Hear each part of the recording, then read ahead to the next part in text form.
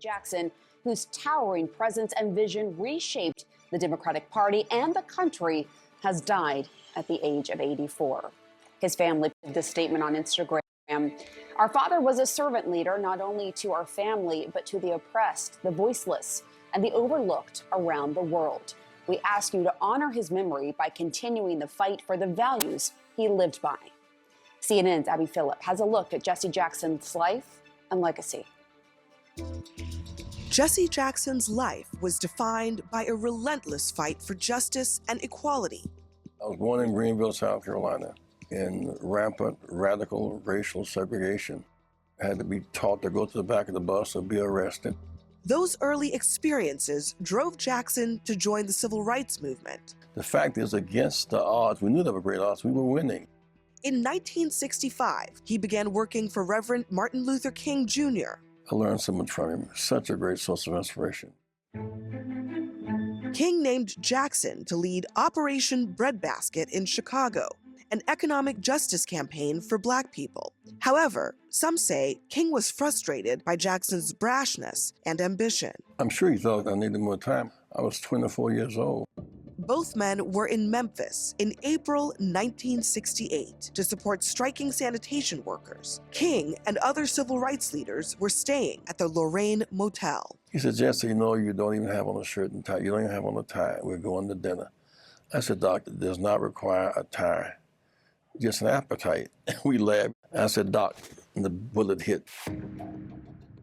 Everything changed at that moment. It was a defining moment in the history of our struggle.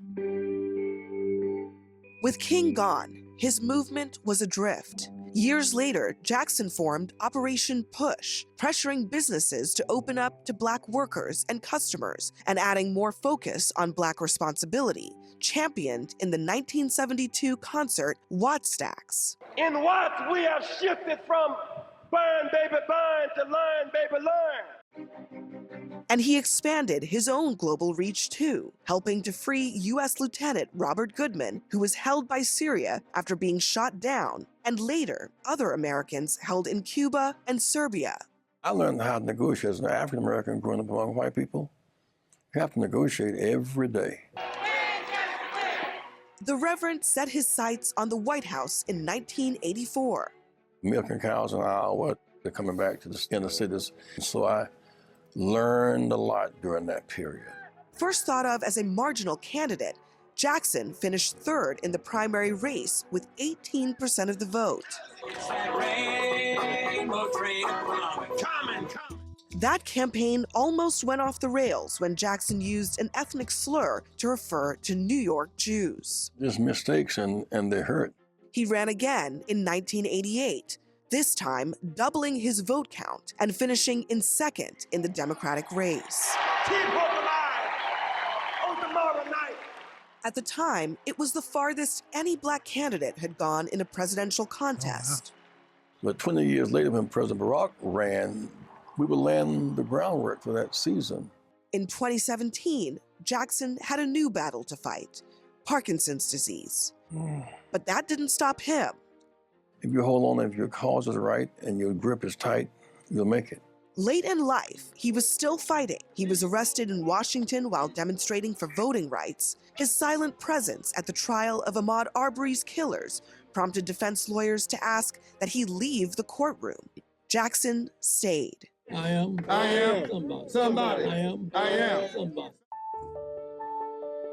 From the Jim Crow South, through the turbulent 60s, and into the Black Lives Matter movement, Jesse Jackson was a constant, unyielding voice for justice.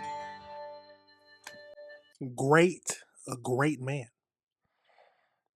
And we will always remember him. Or hopefully, the world will.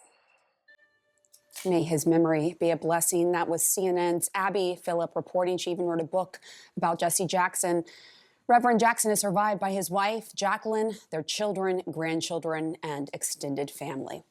Joining us today in the group chat, Jeff Zeleny, CNN Chief National Affairs Correspondent, Chuck Rocha, Democratic strategist and former advisor to Bernie Sanders' presidential campaigns, and Ashley Davis, former White House official under President George W. Bush.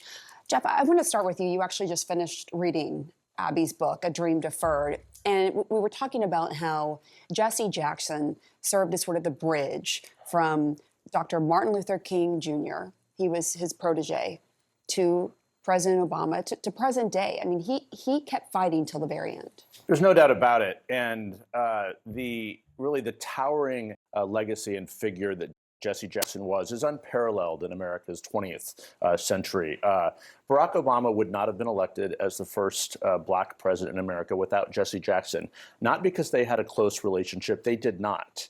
It was stressed. It was filled with tension. Their family did, but this is why. Because Jesse Jackson, through his 1984 a bid for president, and 1988, a candidacy for president. He literally changed the Democratic Party and changed the way Democrats elect their presidents. Gone are the smoke-filled back rooms at party conventions where the candidate was decided, but Jesse Jackson opened up that process through making it a delegate fight. And Barack Obama seized upon that in 2007 and 2008 and built a grassroots campaign that was basically the modern day version at the time of what Jesse Jackson did, particularly in 1988. So he paved the way for that. But so much more. He literally was the bridge between the two. But to Barack Obama, as I think back to covering him during my time in Chicago, he moved to Chicago in part because he wanted the Black American political experience. And Jesse Jackson was that in Chicago. He left Memphis after Dr. King's assassination, and Jesse Jackson was there.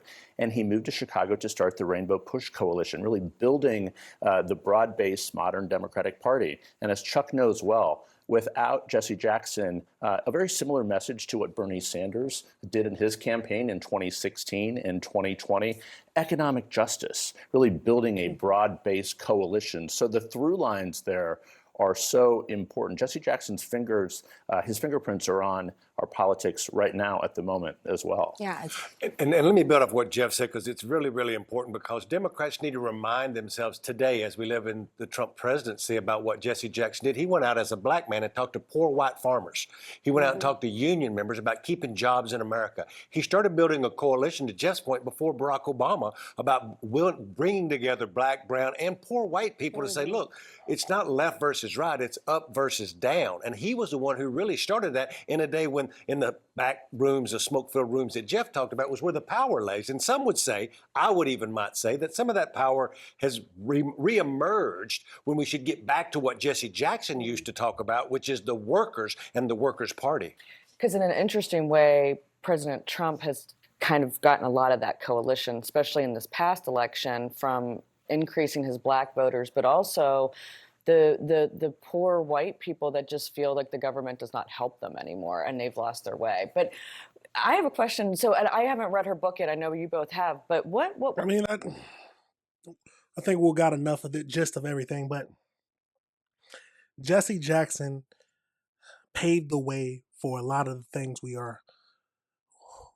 have privy to today. He fought hard when some people didn't believe in him, some people cussed at him, spit at him, tried to kill him. He was hand in hand with Martin Luther King Jr. when he was assassinated. These are the great people who strive to create a better society. And I am happy to have grown up with his influence and just influence of many great people who have spent their lives trying to make this world a better place. So hopefully everybody understands how much Jesse Jackson did for us. I didn't even know, which I guess is ignorant of me, I didn't even know I knew he ran for president, but I didn't know it was how powerful and how much it paved the way for Barack Obama. It's a sad day for the American people. Sad day for black people, black Americans. But let me know your thoughts on the situation. Do you have any stories? Do you know him? Is your family? Has your family even close to him? Tell me any experiences you might have had or what you know about it. But this is something we had to bring up first because he did die today. 84 years old. So he was born 1941. But let me know your thoughts on that whole thing, y'all. We gotta pray for his family. But it was time for him to go home. But we're gonna pivot over into our next topics. Now we're gonna get into our 4 topics that we need to discuss today. And the first topic we're gonna go over today is